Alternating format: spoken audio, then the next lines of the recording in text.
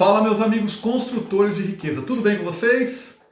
Hoje está um friozinho, ó, gostoso de inverno, e nós vamos aproveitar para quebrar o gelo, para esquentar, para desmistificar uma coisa que muitas pessoas simplesmente não se interessam, mas que é importantíssima para a construção da nossa fortaleza financeira. Para algumas pessoas esse tema traz até um medo, uma aflição. E o que é? São os investimentos. Mas antes deixa eu me apresentar primeiro, tá? Eu sou Leandro Medeiros, idealizador do projeto Fortaleza Financeira, que vai trazer mais educação e mais inteligência financeira para você, para que você possa cuidar melhor do seu dinheiro, fazer as pazes com ele e fazer dele um amigo, um aliado no atingimento dos seus objetivos. E se você ainda não me segue ou não curtiu o vídeo, faz isso agora, tá bom? Deixa a plataforma aqui saber que isso é importante para você. Então vamos lá. Por que será que o tema investimentos é tão ignorado, tão deixado de lado pelas pessoas? Por que será que as pessoas não gostam muito de estudar sobre isso? Não gostam de buscar informações sobre isso? Muitas vezes as pessoas até falam do assunto, mas no geral de uma maneira bem superficial. Pode parar e perceber, a imensa maioria das pessoas, quando se fala de investimentos, conhece apenas a velha e não tão boa assim, poupança. Mesmo a gente já estando em 2021, com o nível educacional da sociedade cada vez mais elevado, com acesso à informação muito mais amplo do que antigamente, graças principalmente à internet, uma grande parte das pessoas simplesmente ignora esse tema, simplesmente não dá a atenção que ele merece. Aí você pode dizer, Leandro, isso só serve para as pessoas que não conseguem guardar dinheiro, só para quem ganha pouco, só para quem está endividado. E eu respondo, não são só essas pessoas que não entendem e não buscam conhecer mais sobre investimentos. Eu vejo diariamente casos e situações de pessoas, muitas, que ganham muito bem, que têm bons cargos, bons salários, pessoas que sabem produzir, que sabem fazer dinheiro, que têm bastante dinheiro guardado, mas que simplesmente preferem deixar ele lá, parado, sem render nada, ou na melhor das hipóteses, deixar na poupança, que é sim considerado um investimento, mas que é o mais primário, o mais preguiçoso de todos. Essas pessoas poderiam fazer render, fazer crescer o dinheiro delas, mas simplesmente negligenciam isso, preferem deixar para lá. Muitos dizem que, eu sou conservador, eu não gosto de correr nenhum risco. Tá, tudo bem, eu entendo. O medo do risco é compreensível, mas nesse caso não faz nenhum sentido. Eu vou explicar por quê. Presta bem atenção nisso que eu vou falar, tá? Quando você sai de casa, entra no seu carro e sai dirigindo por aí, você já está correndo risco, não tá? Você pode sofrer um acidente, você pode ser assaltado, você pode ser sequestrado, sei lá. Só de sair de casa você já está correndo um monte de riscos. Não é verdade isso? Outro exemplo, a pessoa vai viajar. Além de todos os riscos que eu falei lá quando ela sai de carro, ela ainda vai subir num avião, uma máquina gigantesca, cheia de equipamentos que são para nossa segurança, mas que também podem falhar, não é verdade? Voa a 10 mil metros de altura, a quase 1000 quilômetros por hora de velocidade, com a família e mais 200 passageiros junto com ela, para depois pousar essa máquina no chão, com todos os riscos e possibilidades de falhas que essa decolagem e essa viagem, essa aterrissagem pode ter. Eu nem preciso dizer, né? E eu vou abrir um parênteses aqui, tá? O risco nesse caso não é de perder 1%, 2% da vida dela, não. O risco é simplesmente perder 100%. O risco é de dar game over na vida. E mesmo assim a pessoa vai, ela enfrenta, ela sobe no avião, muitos até conseguem dormir lá em cima. Eu não consigo. Mas na hora de colocar o dinheiro dela para render, ele fala, mas eu não gosto de correr risco. Pode uma coisa dessa? É totalmente insano, totalmente sem sentido. E nisso temos inúmeros outros exemplos. Vou falar de um outro aqui que é clássico na minha região. o dos produtores rurais. Para e pensa comigo aqui. O que é um produtor rural?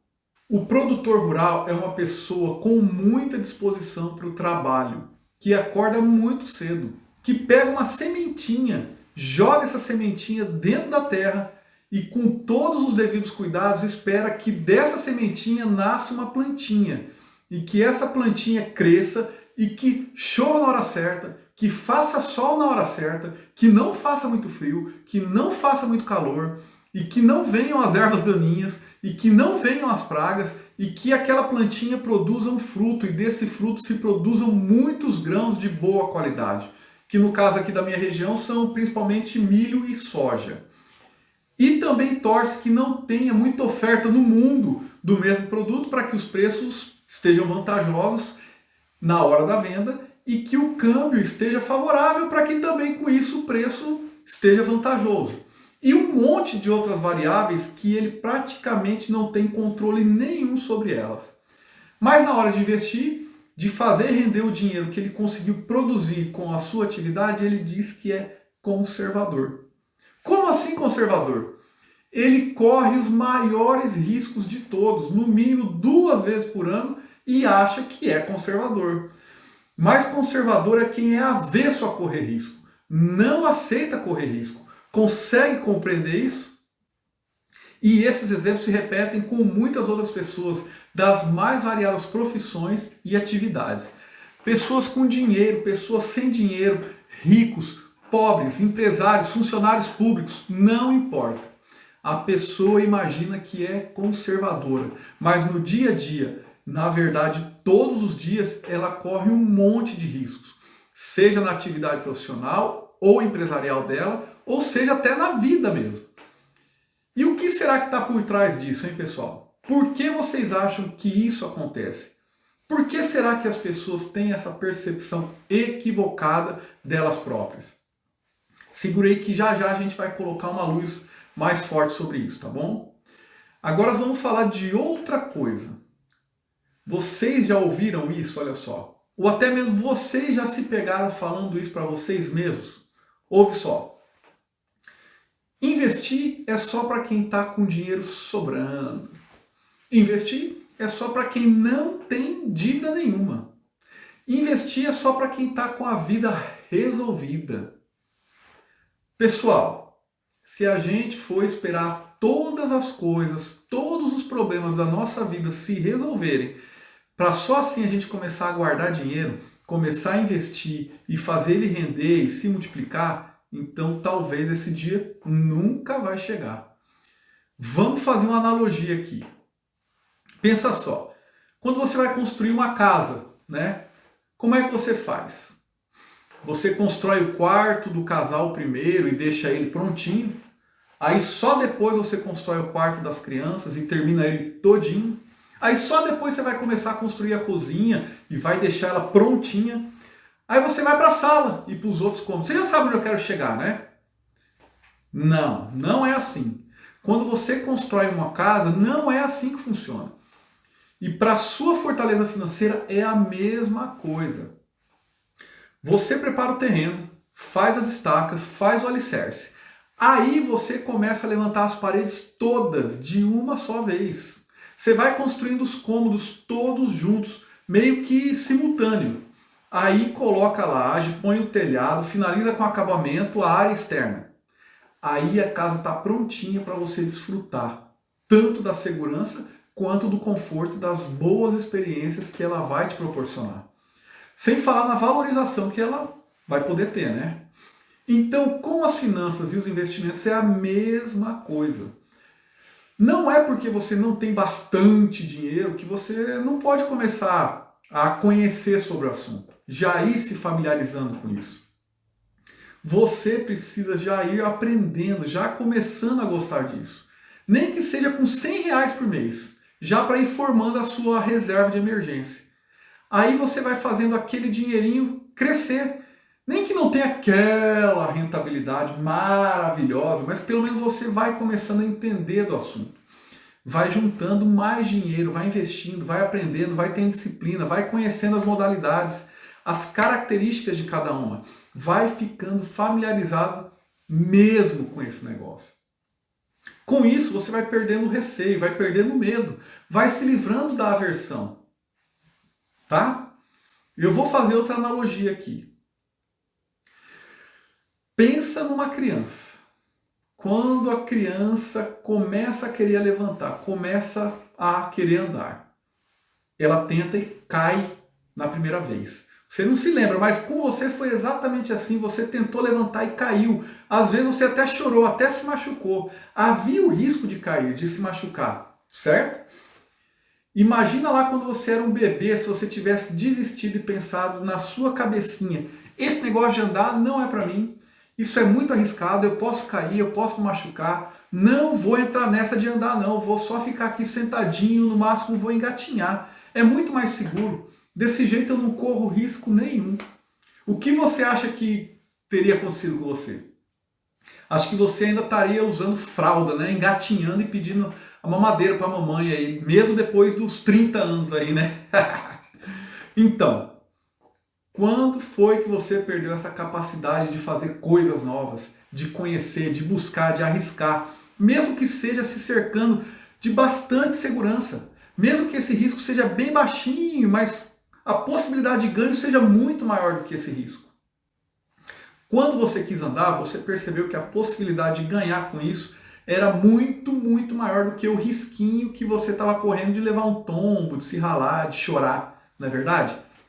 Então me diz, o que aconteceu com você? Com aquela criança tão curiosa, tão corajosa, tão destemida, aquela criança com tanta vontade de experimentar coisas novas, de explorar, mesmo apesar de correr risco.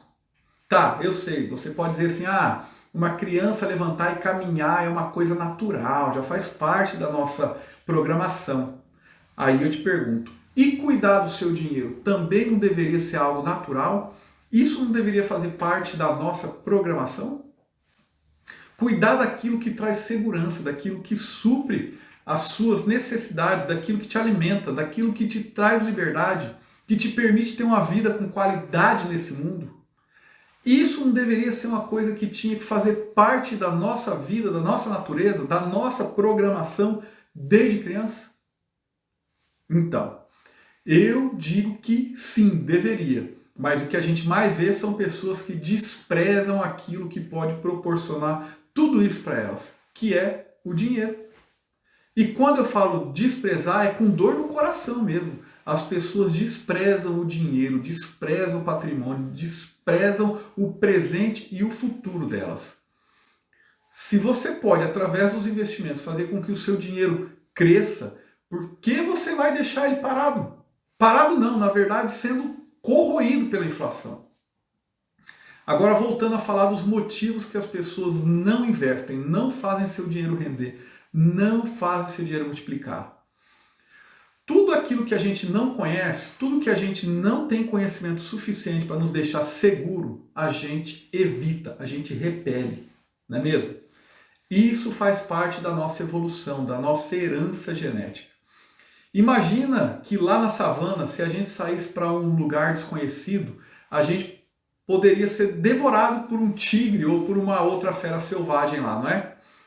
Então, aqueles mais corajosos que acabavam saindo sozinhos para o desconhecido, acabaram não sobrevivendo para contar a história e para deixar descendentes. E quem sobreviveu? Os mais cautelosos, os que não se aventuraram sozinhos, sem a proteção do grupo. Percebe? E isso se repetiu por milhares e milhares, provavelmente mais de 1 milhão de anos, geração após geração. E esse padrão de comportamento foi se inserindo e ainda está dentro aqui da gente. A gente carrega isso até os dias de hoje, muitas vezes de uma forma que não faz mais sentido para os tempos atuais que a gente vive. Hoje, pouca gente vive na savana ou na selva. Então, esse comportamento inconsciente já não condiz mais com a nossa realidade. Mas como fazer para se livrar dele, Leandres? Que bom que você perguntou. Fico feliz em saber que você quer avançar nisso. Lembra quando eu falei da criança, do bebezinho que aprende a andar? Então, é exatamente assim. Leandros, para! Agora você vai me comparar com um bebezinho aprendendo a andar, eu aqui com meus 30, 40, 50 anos, já formado, pós-graduado, mestre, doutor, me comparando com uma criança. Sim, é isso mesmo, exatamente isso. E não vem ficar bravinho aqui, dar chilique aqui não, tá? Uma criança, quando vai aprender a andar, primeiro ela observa os maiores que já andam, né? Nesse ponto, ela toma consciência de que ela também pode fazer aquilo. Aí ela observa mais e um pouco mais para perceber como é que faz aquilo. Nesse ponto, ela está na fase já do conhecimento. Aí ela começa a levantar e a dar uns passinhos. Aí ela já está na fase da tentativa, já está na prática, já está praticando. Nessa fase, na maioria das vezes, nós, adultos, pais e mães, damos uma forcinha para ela, seguramos na mão dela, caminhamos juntos com ela, estimulamos ela. Nessa fase ela percebe que precisa da ajuda de, digamos assim, de um professor, de um coach, de um mentor. Assim ela vai com mais segurança, com mais rapidez para conquistar o que ela quer fazer.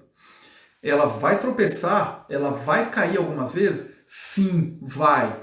Ela vai se machucar? Vai chorar? Sim, vai. Mas ela vai desistir? Não, não vai. Com você foi assim, comigo foi assim, com todo mundo foi assim. Você percebe como é o processo? Então, trazendo isso para o mundo dos investimentos é a mesma coisa. Primeiro você precisa perceber que tem uma necessidade de começar a andar, a caminhar com isso. De não ficar mais só paradinho, só sentadinho, só engatinhando ali. Tá? Essa é a fase que você está com o seu dinheiro parado na conta ou na poupança. Mas percebe que isso não é suficiente, que você pode fazer mais pelo seu dinheiro, pelo seu futuro e pelo seu bem-estar. Aí então você começa a ver como funciona para começar a andar. Você começa a observar as outras pessoas fazendo.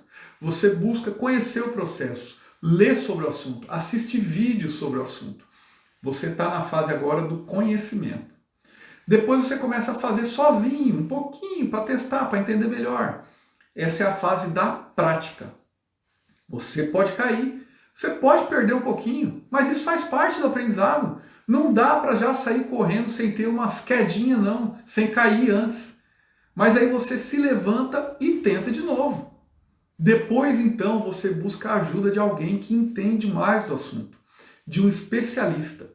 Essa é a fase que você recebe a ajuda de um consultor, de um coach, de um mentor nesse assunto. Aí você começa a ter muito mais conhecimento e a perder o medo que te impede de tentar, de avançar, de evoluir nos seus investimentos. Maravilha! E lembra também da analogia que eu fiz com a construção da casa? Então, não espera estar tudo perfeito, de você resolver todos os seus problemas, de pagar todas as dívidas, de ganhar um bom dinheiro, de ganhar na Mega Sena.